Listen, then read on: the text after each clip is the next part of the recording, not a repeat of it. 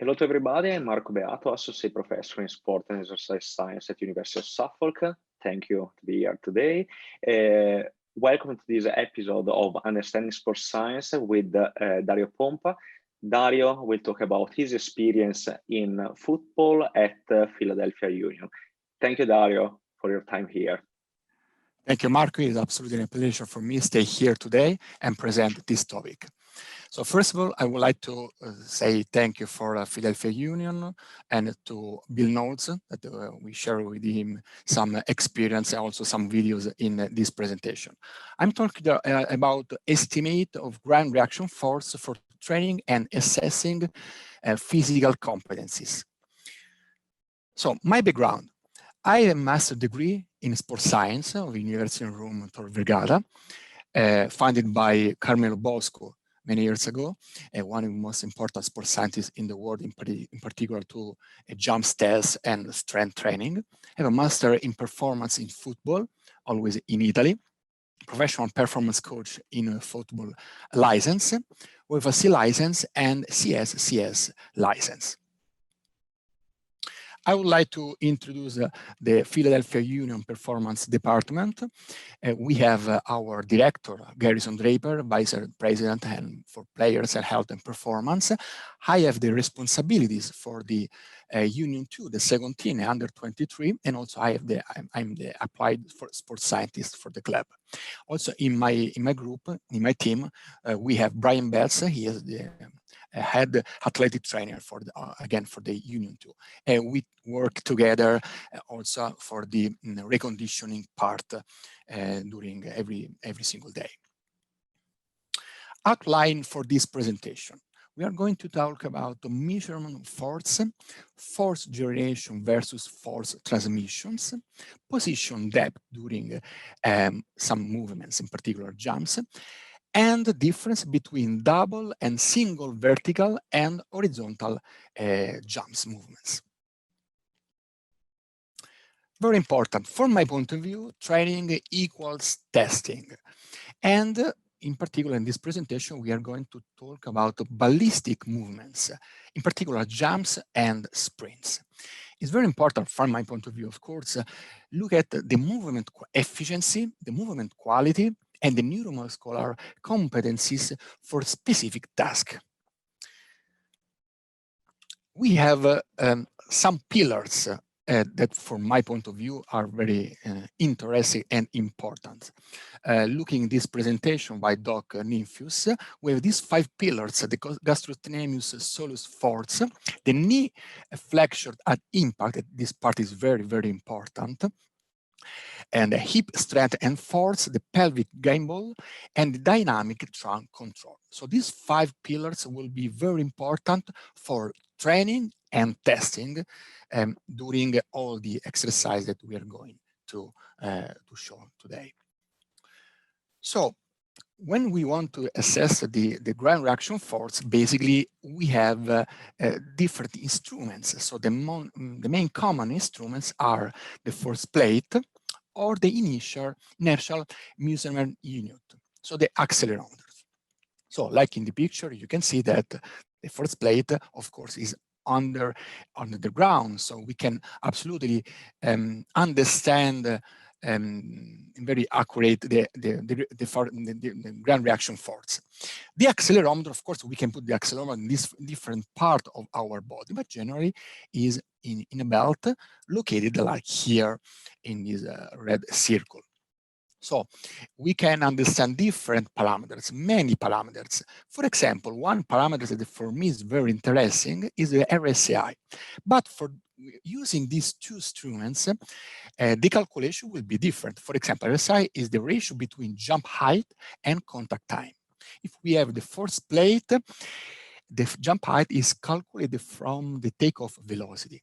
If we have the accelerometer, the jump height is calculated by the position. So, of course, the calculation will be different, and we need to take in account for these important things when we want to test and, again, training. Key concept. We want to compare and understand the force generation versus the force transmissions.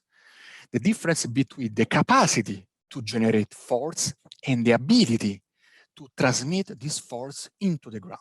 So these two concepts are very important and absolutely are very related, because you can have a very good capacity to generate force, but you don't have a good ability to apply force into the ground. And this could be also depending on the coordination of an athlete or one player, not only for the neuromuscular competencies. For example, I want to show you this video. And you can see here the difference between two athletes, a middle distance runner and a sprinter. This is ground reaction force, first plate. And you can see absolutely a very huge difference between these two athletes. Of course, the sprinter applied like 2 times the force into the ground compared to the middle distance runner. Why? Basically for 2 reasons. The first one, because the velocity is higher, the speed is higher, so he has to apply a lot of force to brake. The second one is the body mass, of course, but another important thing is the joint angle. So if you see again the position here, you can see that the joint angle is very high compared to the middle distance runner. He has to bend more, also because, of course, the speed is different. So we have very higher peak ground reaction force in the sprinter, but in very short time compared to the middle distance runner, that the duration will be longer. Produce force to brake. Why is it important? Sometimes people talk about absorb force, but this is not correct, because when we brake, we need to apply force, and sometimes, or I can say often, the force that we have to apply is higher than our body weight. Not often, because, for example, in this exercise called bouncy step up, we can see here the force plate. So the graph is very fast, it's not very simple to see. So basically, you can see that the braking phase, the force is like 500 newtons, so less than his body weight, because he's not pushing into the ground. In this other case, same exercise, same position, so basically we are around 1000 newtons. Why? Because the velocity of pushing to the ground make difference. Okay, this is one point. Another point we talked before was the joint position, the deep position. We have one study, we have different studies that show that, for example, in a counter movement jump, there is a relationship between force, velocity, and depth position. In my experience, this is our data in our pre-season this year, and only for counter movement jump, we can see a very important relationship between displacement, meaning depth position, and concentric force. In this case, concentric force is Newton for kilograms, so will be acceleration. But it's the same point, because acceleration force basically are the same things. And relationship meaning that when the position, the displacement will be deeper, like here, 0.550 meters, the force will be lower. In the opposite, when the position will be higher, the acceleration, meaning the force, will be higher. So are invert. And that is very important to understand when we want to training and also to assess our players. Here we have another example. This is the drop jump from 30 centimeters, so very high position. And we ask this player to land in 3 different situations. Land and jump as fast as he can. So try to bend a little bit, like I call high position. Medium position, so I asked, okay, try to go deeper, a little bit deeper. And this last one, okay, now go deeper, so bend more. So you can see here in this green line, I want to put also the laser, so it could be better. This is the body weight, the force for the body weight in these 3 graphs. But you can see how the force is completely different in these 3 jumps.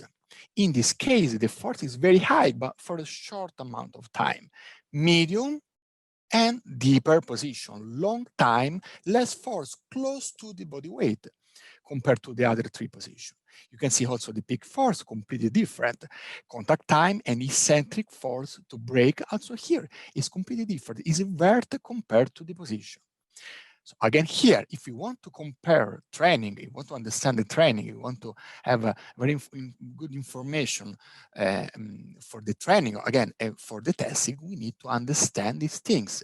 And we need to ask different tasks during these jumps. Okay, now, what we can see during a counter movement jump using a force plate? Well, generally, we see a graph like that. This is a typical signature of a counter movement jump. It's very clear. So if people has information, has knowledge about the counter movement jump, it's clear looking at this graph. The problem is if you don't use a force plate, if you don't have the possibility to use a force plate, like me in the last 2 years, because before we used, well, the HUME, the accelerometer, has some problems and we need to take in account. So for example, here, you can see these counter movement jumps, no harms. In this graph, you can see the black line is the vertical acceleration, the red line is the vertical velocity. Well, you can see that the graph is very similar compared to last video, okay? So meaning the accelerometer is okay for this exercise, for this movement. But if you start to use the arms, in particular, we start to use a great momentum, use more the arms for do this counter movement jump, well, the situation will be very different. So you can see here, the signature of the acceleration is completely different compared to the force plate. Why? Is wrong? The device doesn't work? No, essentially it's mutual. The device is located in the center of mass, in the belt, so is a capture also other movements. So will be very difficult to understand the gravity action force if we start to use arms, for example. The problem is not only the arms, the problem is also when we use the legs in one leg movement. So for example, in this counter movement jump of one leg, you can see in this jump that he swing the opposite leg before, I want to show again, sorry. If it's possible. Oh, okay, there was some problem. Again, there was one problem for him because he was unable to push into the ground, but he used the other leg to jump. So he found the strategy, but the strategy was not correct for our point of view, because if you want to understand the force into the ground, the situation will be very, very different. So that's why, in my experience, I used the accelerometer to understand these movements, but without harms. We know the limitation, that's why we need to modify something. So now we are going to talk about, okay, we know that we have different position. We can apply different force. We have different tasks. So I created this counter movement jump with 2 different ideas. Okay, I ask to jump as fast as you can. So try to leave the ground as fast as you can compared to try to reach your maximum height. Again, as fast as you can, but the goal is completely different. So in this case, you can see here a counter movement jump very fast. Compare, I want to talk this one here, okay, compared to deeper positions, so like 90 degrees. Well, you can see here, looking the accelerometer graph, a completely different information. On the right, you can see a very important peak acceleration. The force will be very high here, but again, in a very short time. On the opposite, complement jump for height, the duration of the force will be longer, less force in terms of intensity, but you can see here the red one, again, is the speed, the velocity will be higher. So we can understand different information with this different depth position.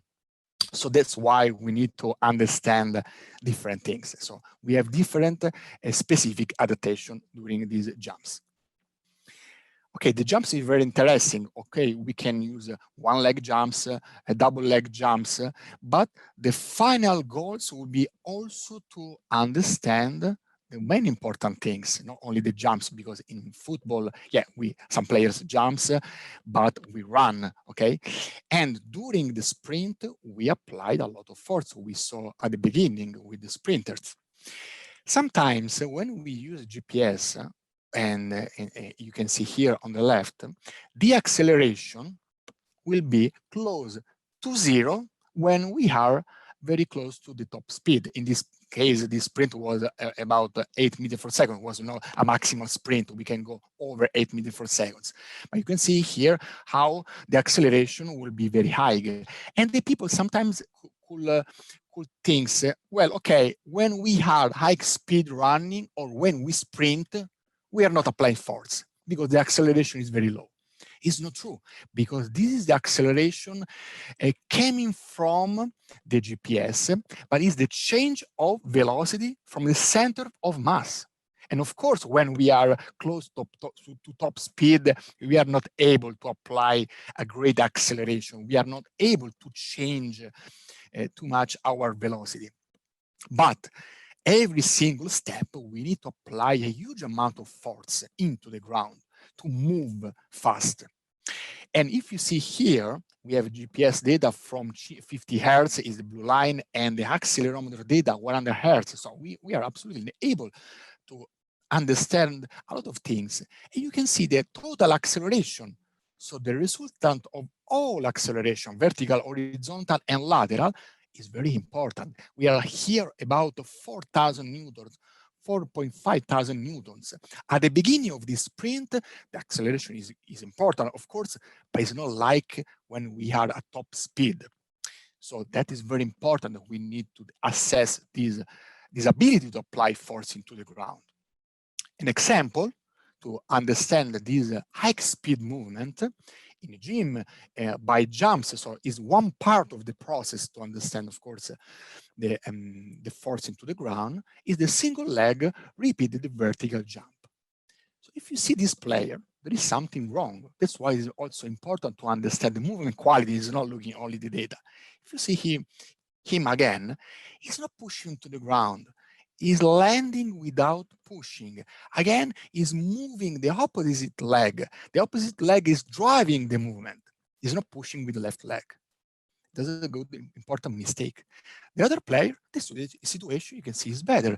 But again, the right leg is working to swing and to improve the jump. Why? What's the strategy of these movements? Lacking strength, poor coordination. They know the exercise. We explain very good the exercise. So this is very important to understand and to test. So now we have this front-end view. I guess also could be also more interesting. This player, no injured. We've also then met into the ground to have a comparison. I ask him, okay, don't move, don't swing to the other leg, with the other leg. You can see the right leg is working good, but also is winning the other leg. Something is not good. Looking here, the left leg. Looking here how he's able to push it to the ground, not swing the other leg. Very good movement. Excellent. Okay, the quality is good. Look at the data here. Sorry, could be messy, this data, this information, this graph, but it's clear looking again, the black line is the vertical acceleration and the red line is the vertical velocity. How with the left leg is able to push to the ground every single jump is very high. Look here, look how the second jump is low, now is high, now is low. So it's not consistent. So there is something wrong in this situation, but we saw also with the video.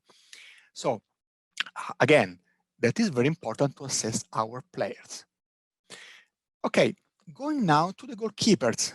Of course, they do different movements. Some movements are similar to the field players. Other movements, of course, are very different. So now here we can compare starting to the same joint position, the depth position, 3 different jumps. The first jump is called Bosco Pitera jumps. So he starts from 90 degrees and try to land a 90 degree. It's not perfect, you can see, but it's close to land a 90 degree. The second one, depth jump, starting like the control movement jump, is go down and push up. A control movement jump, we know everybody, the control movement jump. So basically, when they start to push, they are around 90 degree. So these three jumps are the same push position, the same propulsive position. A lot of information here. I put also the squat jump. So here, essentially, we can see a lot of information regarding his ability to apply force into the ground, starting from 90 degrees. We did also from different position, higher position. I wanted only to show you the classical position that is 90 degrees. But for example, we can see the possibility to apply force from zero. In this case, the black vertical line here is the moment when start the concentric phase. So of course, in the squat jump, we don't have eccentric phase. So we can compare this moment here, the V0 here. And the ability to apply force is different for every single jump. For example, in the box jump, you can see here in the second part how the acceleration is a little bit higher compared to the depth jump. When the depth jump is able to reach the maximal velocity, 2.44 meters per second compared to 2.38 meters per second. So we can understand a lot of information, these jumps, but the position is the same. So we can understand if he is able to improve his reactive strength compared to the maximal strength. And for the goalkeeper, this position, of course, is very important because it's the basic position during all movements. I want to finish this presentation to these 4 sports movements. Why? Because in the last slides we talk about basically vertical jumps, vertical movements. And but in soccer, except for some situation, all movements are horizontal, are lateral, are different. We can see different vectors. So Bill knows that very important people here in Philadelphia that is a good experience in reconditioning with the top level athlete. We create this curve relationship, I can say, with between this jump between the mean force into the ground to that position or contact time. I want to show you these jumps very quickly. So high depth, high mean force. In this side to vertical, this player is pushing lateral. You can see this angle very high and try to push vertical. Same idea, opposite vector, pushing vertical, step vertical and jump, step forward and jump vertical. Other jump here, same starting position, but side to side. Jump lateral, he has to bend more now and push to go back in the same position. Similar idea, forward step, and now you can see here how it's deeper this position, like 90 degree, and push back. So this evaluation is more complex. We need more information here because, of course, it's very difficult to be standard in this analysis. But this is very more, I can say, valid to understand the ability to apply force into the ground with different depth position. Future directions.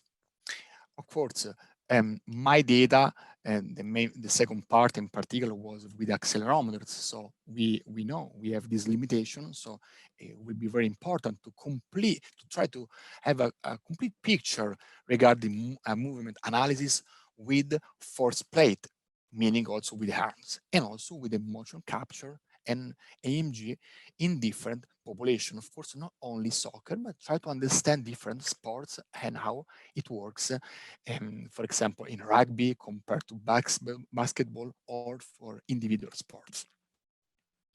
Thank you very much. Thank you, Dario. Your presentation has been brilliant. So a lot of information, honestly, and I'm very happy, honestly, for a lot of points that you just discussed, because I have some question for you. Sure.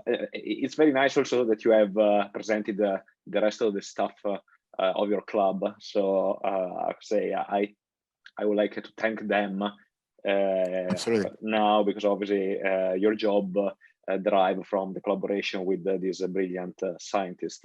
So the first question is, because you have done a lot of analysis that were absolutely brilliant in my opinion, and some of these analyses are not generally done in football club. So I would say you have done something that is very, very interesting. So after this analysis and all the things that you have obviously reported in this presentation, how have you modified your training protocols, obviously based on this information that you have? Okay, so very important things. First of all, for me, this analysis is important starting data for two reasons. The first one is in case we have injured. And also, like with my head athletic trainer, we can compare the basic data, the pre-data, we can say, and see if, okay, we are far from coming back from the injury. So this topic is very important for me. The second one is, of course, performance. So I try to modify the goals for the training session, in particular for the strength training. If players needs one point compared to another point. So for example, if we do the counter movement jump for height compared to speed, and one player is lacking in a deeper position, and for us could be important this deeper position, for example, for defenders, well, the different position is very important. So, okay, we can try to spend more time training that position compared to the other position, or vice versa. For the goalkeepers, if he's not able to apply quickly force into the ground, looking at the Bosco jump, that you start 90 degree and you land 90 degree, well, meaning that we need to spend more time for reaction strength for that position. So that's why my idea is to try to have a different informations regarding our players. And try, I want to say, use this word try, because always is very difficult, because sometimes I'm alone and we have a lot of things to do. Everybody are in this situation, but try to improve our and deliver the best for our players, in particular for the strength training when we do during the week, and of course also try to understand if they are going to improve. So because again, I said before, testing and training for me is the same part of the story, basically. Perfect. Thank you very much. I have a second question that is related to the analysis that you have done about the landing depth after the jumps. Obviously, you have already proved that on the base of the landing depth, you can have a different force. So if your depth is a bit small, okay, so you stand a bit more, obviously you apply more force. The contrary, if your landing phase is a bit longer, obviously you need to apply that force. And that is quite interesting, because sometimes we require the player to have a 90 degree, for example, position in the end of the landing phase. Sometimes, to the contrary, you ask for a quick reaction, and in this case, obviously, the force is higher. Do you think that your analysis and also the training that you have later on with this data implemented with your player has been able to improve the performance in your player? So have you found also in other tests benefits about this approach, or it has been more analysis that you have done mainly for injury player? No, we did for both. I can say that I finished to analyze our data in this year, in this first part of the year, of course, because we started the season in March. Our season is different than Europe, and I can say in particular our data in a control movement jump improved in a deeper position compared to the higher position, also because we spent more time in a deeper position. Because we had more off-season, so more time to build a long duration. Because for me, when I try to training a maximal strength or anyway a long impulse, long duration, more time under tension, I need a deeper position, because it's more general for many players, of course. Because we were in off season, I spent more time in that position, and that's why we improved that position.